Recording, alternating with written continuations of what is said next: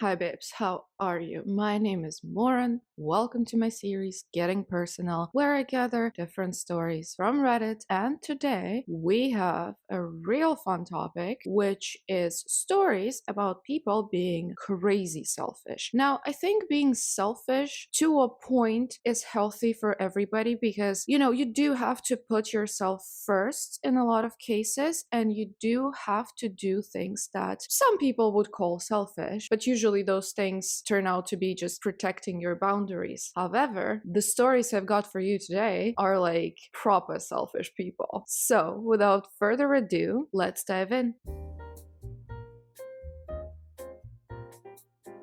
So the first one we have is, am I the asshole for saying no to my girlfriend's tradition? I, male 30, lost my younger brother when I was 22. He had cancer and fought very hard. Ever since, I've been donating blood on the anniversary of his death every year. I take the day off from work, visit his grave, donate blood, and then come home, relax, and watch his favorite movie. I know it's a simple, personal tradition, but it means a lot to me. My girlfriend of 9 months, Anna, female 31, asked if I could meet her and her mom for lunch yesterday. I have met her many times before, and it wasn't the meet the parents for the first time situation. I told her no and explained again about what I do on my brother's death anniversary. She got upset and said, well, it's my tradition to have lunch with my mom every time she's in town, and she really wanted to see you. You can do your stupid blood donation tradition any day. I explained to her that it's not just about the blood donation.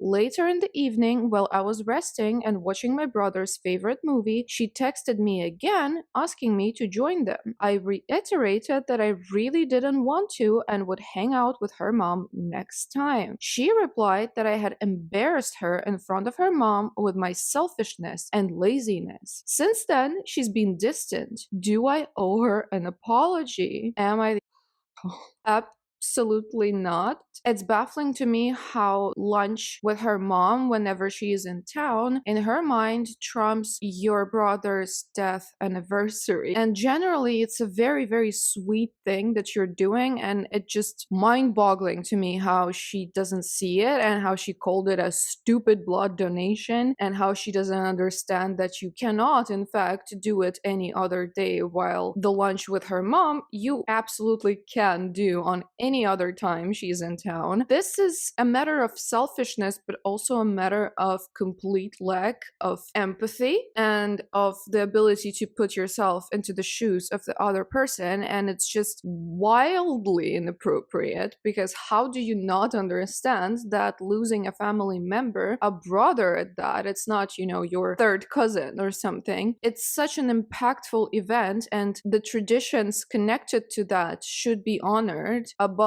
many, many other things, especially as quotidian as a lunch. So we have an update. I texted her that we need to talk. She never replied, just blocked me everywhere. Social media, WhatsApp, etc. Her best friend who was following me on Instagram blocked me too. I'm not sad. I wanted to end it anyways. Thank you for your support, everyone. I really appreciate your kind comments. Some users suggested that my brother/remembrance tradition saved me from getting serious with her and a lifetime of misery, and it made me smile. Thank you again. Good for you. Also, real mature move from a 31-year-old woman to just date a guy for 9 months, and after a disagreement where she's just upset that he didn't do as she said, to block him everywhere. Just like, wow, girl, okay. And it's funny to me that he's 22 and he seems so much more mature than she is, but that's besides the point. I'm glad, good riddance, and yeah, it does kind of poetically seems like your brother and the anniversary of his death and your tradition showed you early on who she is, but still, that's 9 months wasted. The top comment here is stupid blood donation tradition. After that comment, I hope she's soon your ex-girlfriend. This is unbelievably upsetting. You haven't asked her to join you, just to leave you in peace to honor your brother, not the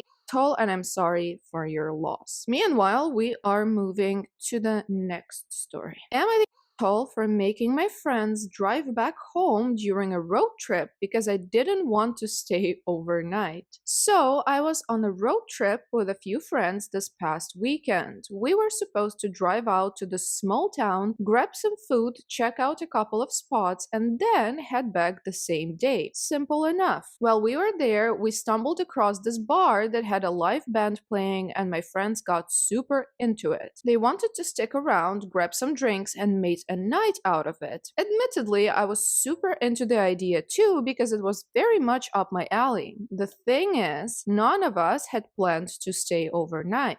We didn't pack anything, and the plan was always to go home after. They started talking about just booking a cheap motel in walking distance and staying the night so we could keep hanging out. I immediately said I wasn't cool with that because I can't sleep unless I'm in my own pajamas, and I didn't bring them. It's just how I am, and I figured since this was a day trip, it wouldn't be an issue. They tried convincing me to just go with it and stay the night, but I wasn't budging. I said if someone drove me to a store before they closed, I would be happy to buy some pajamas, but nothing nearby was open. I said someone could stay sober as the designated driver, but none of them wanted to do that. I don't have a license, so I couldn't be designated driver. They even offered to not make me chip in for the motel, which was nice, but I was wearing a nice shirt and jeans, aka clothes I could not sleep in. In the end, since I can't drive, they all had to pack it up and head home with me. The whole ride back was awkward. None of them really said anything, but I could tell they were pissed. Now I feel like the bad guy for not just going along with the change of plans. But honestly, I just didn't want to be stuck somewhere overnight without my stuff. So am I the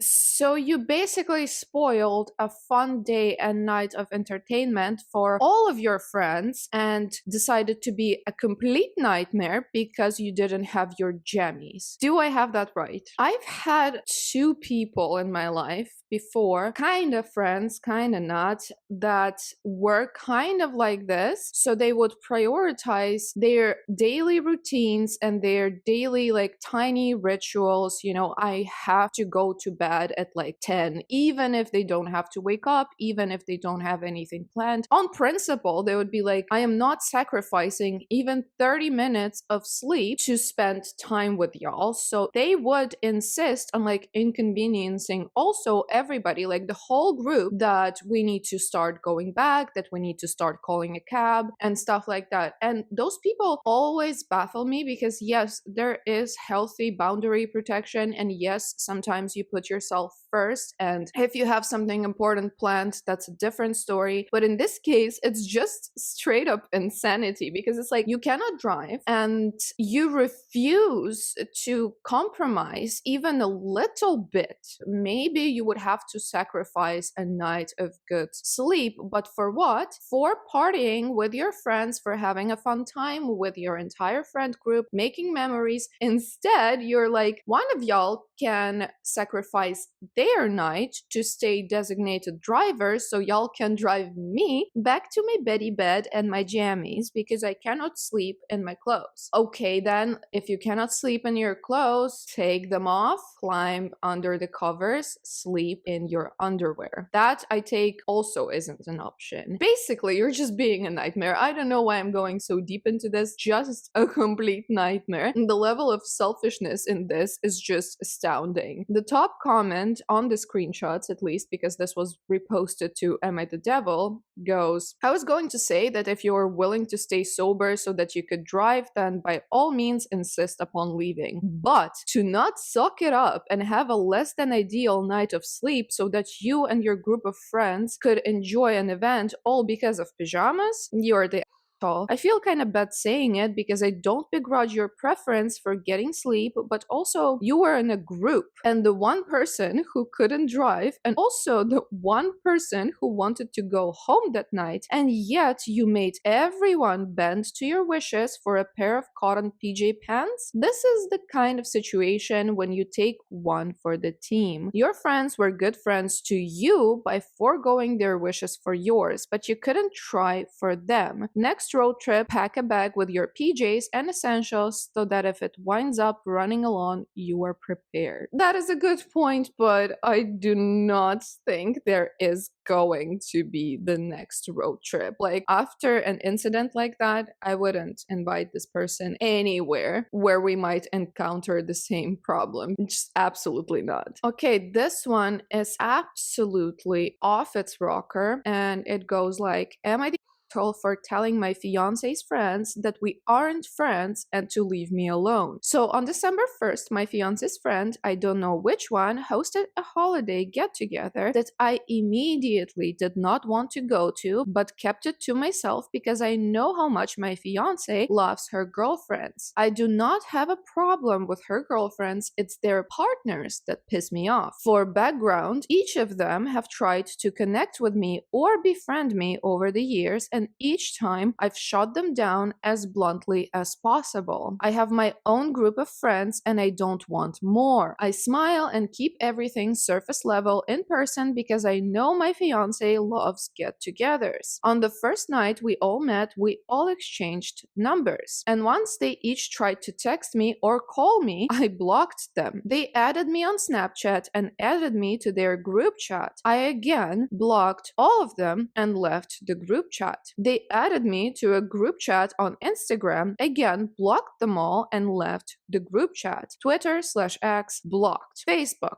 blocked. Emails blocked. Even here on Reddit, they're all blocked. They invite me to their boys' nights through my fiance, stern no every time. So at the get-together, the 8 of us, me plus 7 partners, are sat in the living room while the ladies cooked and talked. They were in their own conversation about the election and football and whatever, and I was just smiling and nodding. One of them makes a joke about me being quiet. I tried to laugh it off, but he kept pressing it, so I left and hid in the bathroom until the food was ready. During the dinner, the partners kept digging into me as usual, trying to get me to open up, asking me about my work and hobbies and my proposal story and wedding plans. I gave the same surface level answers as always, but for some reason they weren't having it. And then everyone except my fiance started yelling at me for some reason, saying that I'm such a prick and what's wrong with me and that I act like I'm better than them. So I obviously yelled back at them. The Spark Notes version is, I don't know them and don't want to get to know them. Leave me the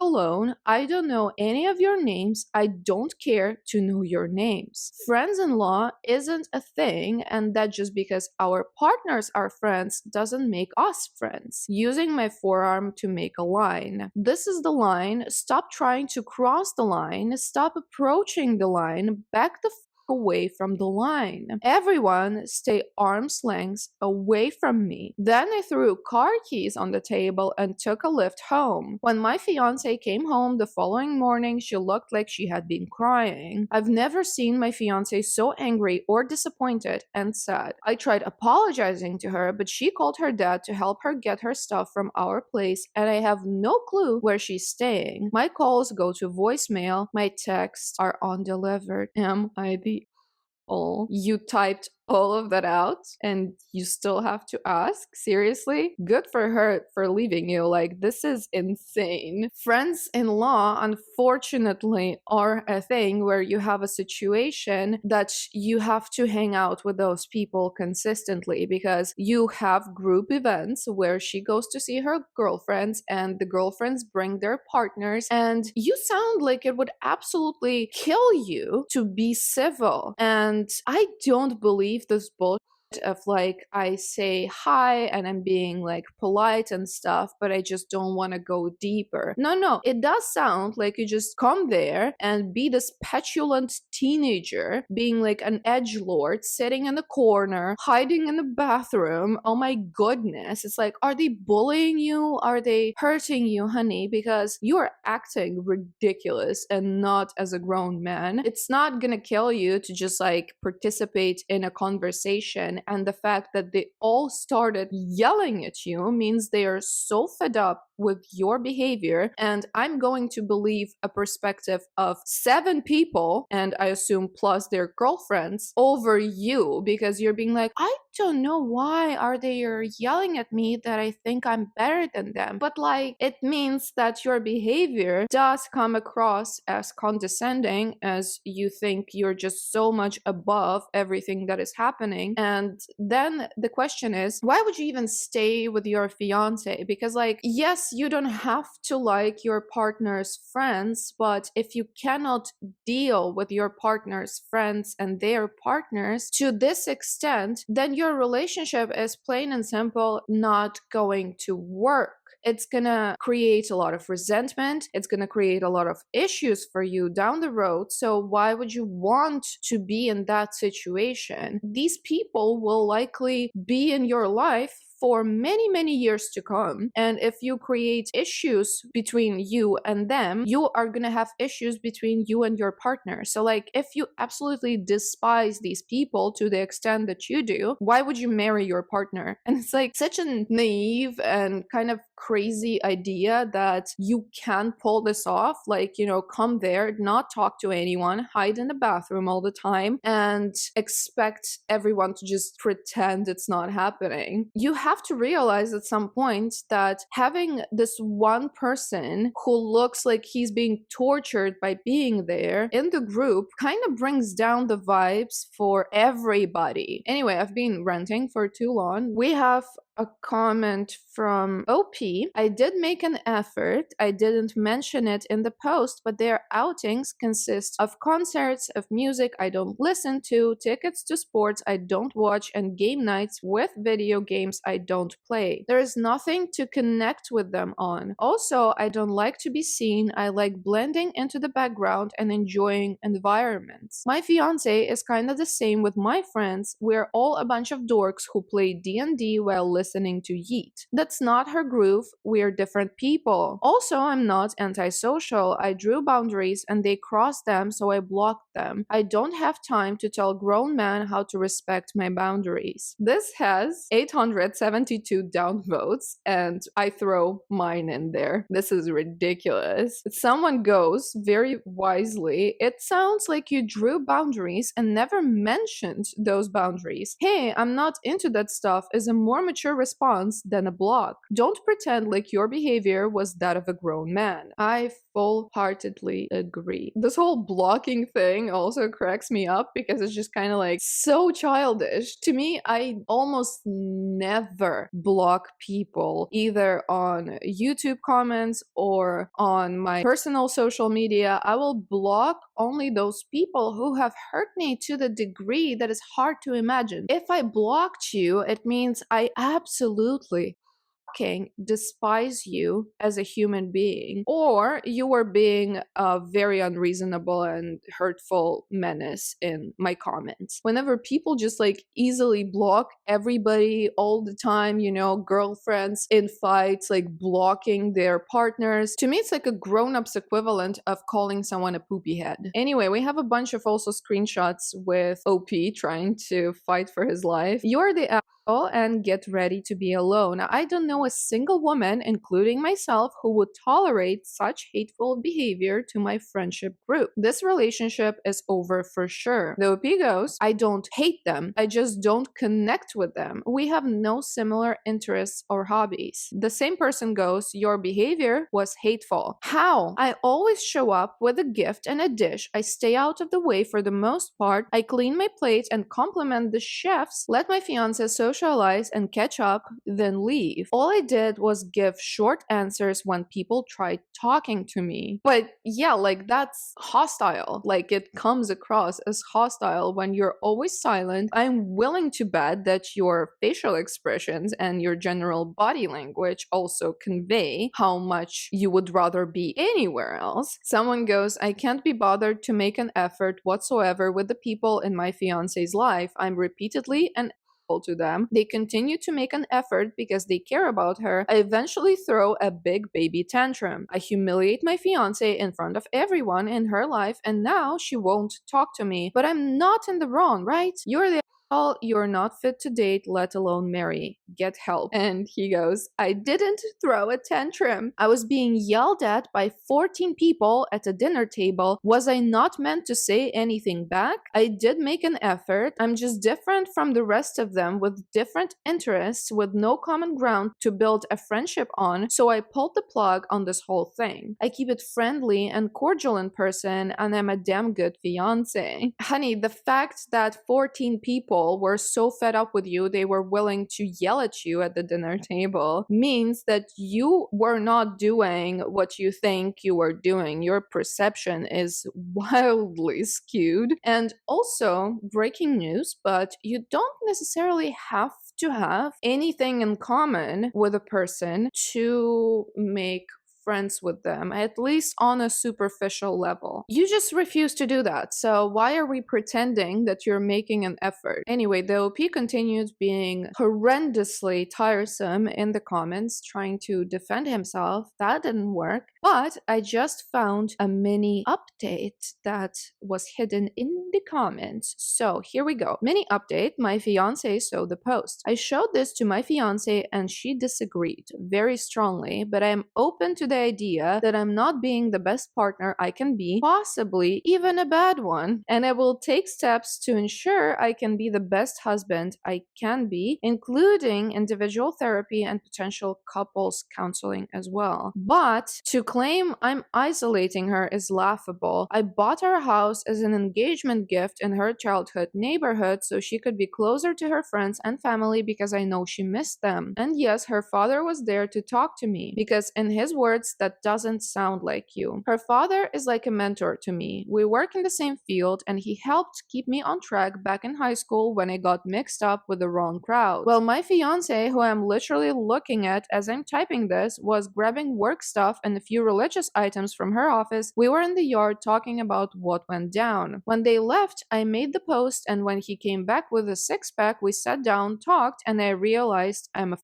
idiot and I make mistakes. Lord knows I up. I can't count the amount of times I failed people in my life, but I own up to it, I apologize, I learn, and take steps to make sure it won't happen again. While I understand your first impression of me as a person and a partner isn't a good one, diagnosing me as a narcissist with possible NPD is a tad unhinged. Ironic, I'm aware. And again, I didn't change my story, I just wrote it wrong and left out important context and specifics because I'm just a social media idiot, I guess. And the story made sense from my POV, but obviously people aren't in my head, so they can't know the things I left out. Alright, I don't want to draw any conclusions from this because in these cases, I won't believe it until I see it. I won't believe anything this person says until there is some change and until they do something. So it's good that he realized he's an idiot and he realized that he could be a better partner and that he's actually a bad one, but it could be something that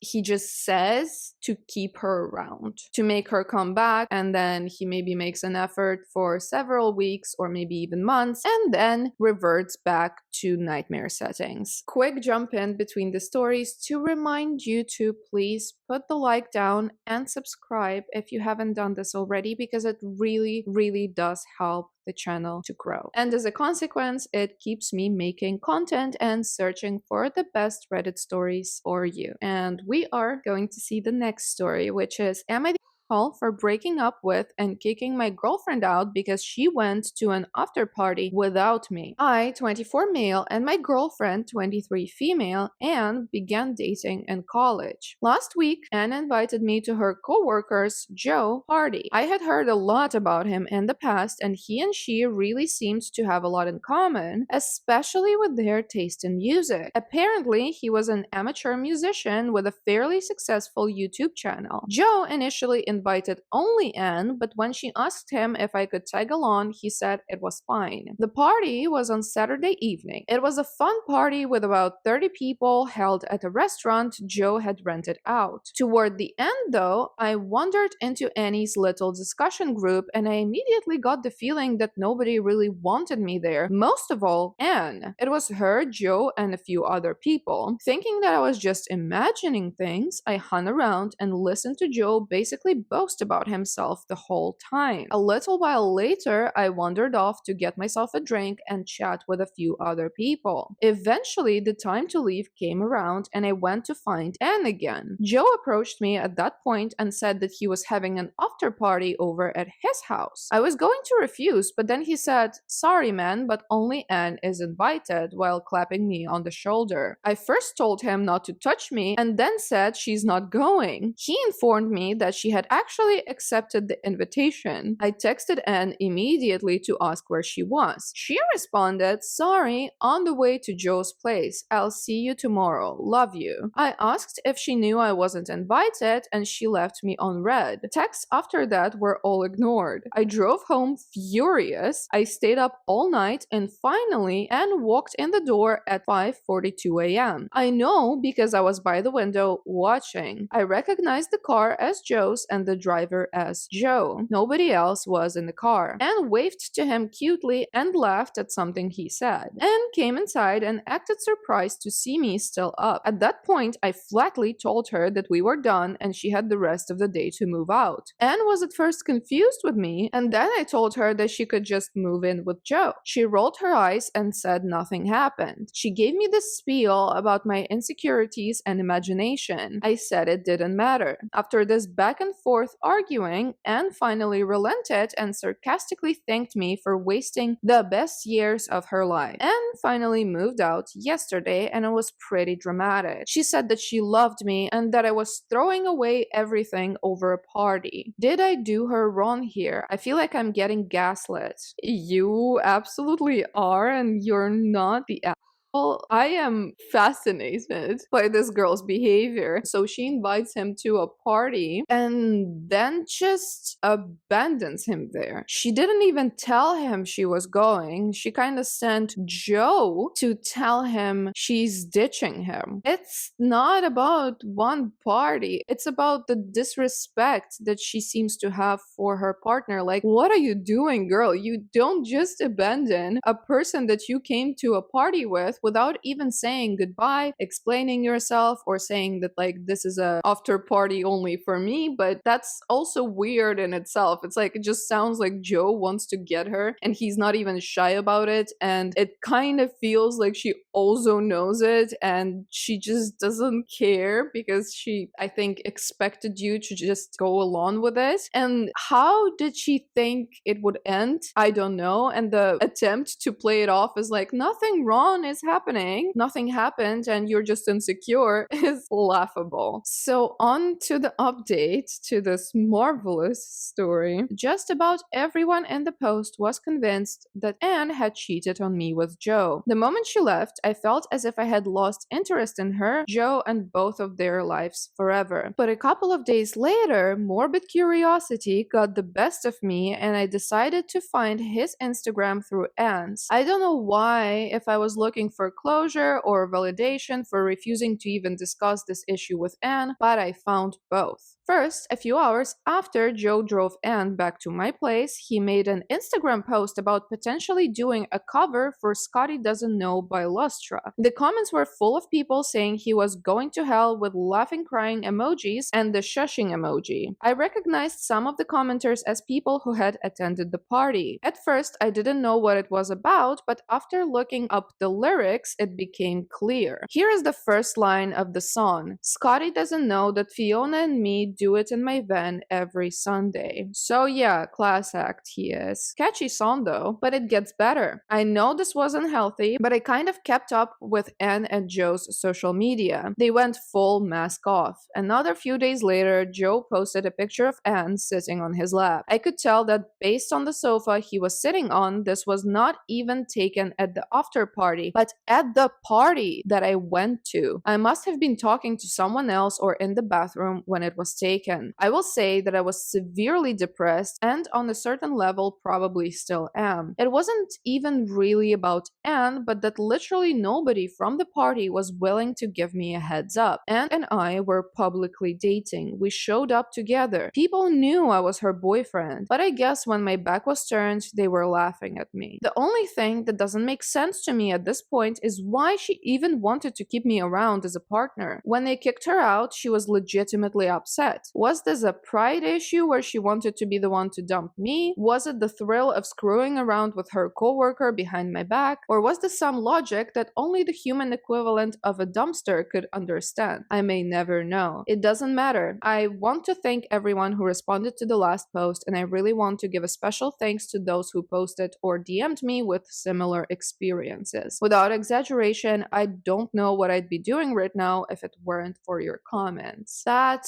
is a wild one. But I do think that for both Anne and Joe, a lot of this excitement was derived from her having a boyfriend, because this whole like posting secretive messages on social media, her sitting on his lap and taking a picture while you are at that party, it seems like towing the line, you know, and it's getting excitement out of this fact that they could get caught. You know, for a lot of people, this is part of the appeal of cheating, this thrill, this emotion, and I'm willing to bet anything that they're getting broken up very fast after this, because they're gonna get bored real fast without you being there to lie to and to hide from. I'm really sorry this happened to you, but like, people, you put it very nicely that they are human equivalent of a dumpster. This level of just disregard for human feelings and for a person you dedicated several years of your life to is not normal. It's nothing that can be excused. So all the worst to them, all the best to you, and we are moving to the next story. Am I the for wanting my wife to stay at a job she hates because we can't possibly be millionaires? Me, 30 male, and my wife, 30 female, are lower middle class people. Always have been. We have a pretty good life, great son, and a house over our heads, but we always wanted more. Property and the ability to do what we want. I make okay money, but just enough to basically live where we are now. She put her weeks in today because she hates customer service and talking to customers. She says she wants to do something she'd like, but has no clue what that could possibly be. She's a good employee, and her company knows this, so when she told them she was leaving, they offered her 1,000 shares of the company. If she stays another year, she could possibly gain another 2,000. She has to work for 5 years before she can sell them. The rate the company is growing at and projected to be in 5 years would effectively make us a little over $1 million. In my opinion, setting us up for the rest of our lives. But she refused and is still looking for another job. I feel selfish as fuck for even considering to tell her to tough it out for 5 years, but I also want her happy. That's all I really want, but it's also a lot of money to us. Am I the asshole? Yes, and I hope you didn't say it to her, because what you're essentially wanting to do is exchange a bunch of money for your wife's sanity and happiness. And the top comment here put it very nicely. The fact that $1 million isn't even tempting her should tell you how much she hates it there. And I think that's the bottom line here. Yes, $1 million is a lot of money that anyone would love to have, but if that's not even an argument for her to stay for 5 years, that means she cannot tough it out for 5 years. I am worried a little bit by this whole thing where she wants to quit, but she doesn't know what she's gonna do yet. But it's my personal preference. I feel like I am one of those people who like to have everything figured out, and it causes me a lot of agony when I don't know what's happening. So I would probably stick it out at the job I hate until I figured out where to go or what I want to do, but it's not necessarily a good approach, I think, because if you already feel depleted and depressed to a point where you can't even keep going for the sake of security, then it's probably the best idea to quit. And it sounds like she's in this state where she cannot do this anymore, physically and mentally. So good luck to her quitting and finding something she enjoys. From the husband's point of view, the best best thing he could do is probably just support her and give her some grace. There is an edit. Didn't expect this to blow up, but thank you all for your opinions. We talked and I listened to the majority of you all. Her mental well-being is worth a lot more than any money. She's moving on. Time to start a job hunt. Wish her luck. Yes, I do wish her luck, and I'm actually very happy that you read the comments and you thought it over and you decided to support her instead of insisting on forcing her to stay for money. It's nice. I hope y'all are continuing to be the best you can for each other, and I hope she finds a great job. That was a selfish thought, but you decided to take a high road, and I applaud you for that. Let's see the very last story I have for you today. Am I the for telling my neighbor to move if he doesn't want to share the elevator with a dog? I, 27 female, live in a building that allows up to 2 dogs with no breed or weight restrictions. I have a 12-year-old Chiweenie who's nothing but sweet. She rarely barks and does good with everybody, including cats. I took the elevator so she could go on her walk, sit down on the sidewalk, and this kid, 20-ish, wasn't there first. He asked me not to come in, but I told him we have every right to use the elevators and came in. He basically squished himself into the opposite corner, started shaking, and asked me to put her behind my legs because he's scared of dogs. I told him that if he's scared of dogs, he shouldn't live in a dog-friendly apartment. He started out that he wasn't asking much of me. I told him that it's entitled to ask others to accommodate his triggers. By the time this was over, he literally ran out the elevator. This one lady working at the front desk asked me if everything was okay, and I told her he was being a baby over sharing an elevator with my 7-pound dog. She went, I don't want to get involved, but the next time something like that happens, please take the next elevator. I didn't want to get on management's list, so I just nodded and walked away. I asked a few neighbors who have dogs, and they all said I was in the wrong and shouldn't have even gone into the elevator. I asked my friends and family, and everybody thought I was being rude. My aunt replied, it costs nothing to be kind to people despite what your generation seems to think. Am I the I'm scared of spiders, but I don't make it everybody else's problem. Yes, you are, and here it's important I read the edit as well. I appreciate everybody's responses. I posted this right before I went out to try and see the aurora. I'm reading these whenever the aurora dips, and I'll try to reply when I can. I've noticed some people think I'm deathly afraid of spiders and would freak out if somebody brought a pet spider with them. No, because you can only have dogs and cats here. If I saw one in the elevator, I take another one like an adult. But like you see, you yourself with your own logic because he was already in the elevator. So you're basically saying that he should have ran out of the elevator for your convenience. And then you're also being like, you shouldn't even live in this building, you also admit that you are not afraid of spiders to the same level as he is afraid of dogs. Your insistence on the fact that it's like a small dog and it's super cute and it's 7 pounds does not really change anything. I was attacked by a pack of dogs, luckily not super injured or anything, when I was younger, and since then I am very much afraid of dogs regardless of their size. So you would think it's absurd to be scared of something like a Chihuahua or Chiweenie or whatever, but the other day I was letting my cat take a stroll in the hallway. We usually do it at night when I know that there are not going to be any people walking around because our building is mainly offices and not residential. And